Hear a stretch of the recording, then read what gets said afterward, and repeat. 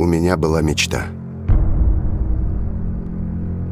Собрать лучшую команду и, совершив невозможное,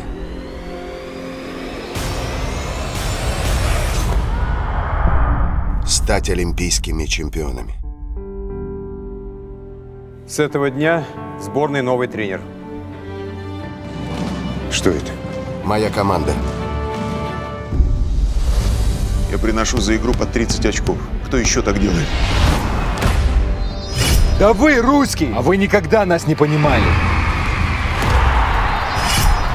За сколько 100-метровку пробегаешь? 11,7. Медленно для тебя. Мне такие глаза в сборной не нужны. Ты только не говори никому. Сколько ты забиваешь? Сюда! Мало. А когда пас даешь, сколько забивает?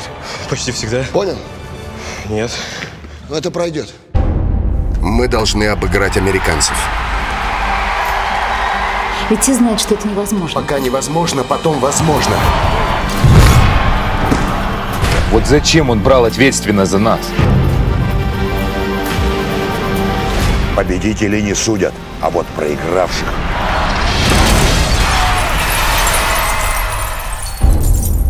А может, нам не играть вообще? Игра – это все, что у нас есть. I want you to make them play you again, not this.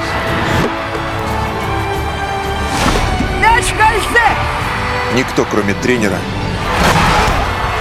не верил в то, что мы можем выиграть. Пока живой, все можно. И мы жили этой игрой. 3 секунды!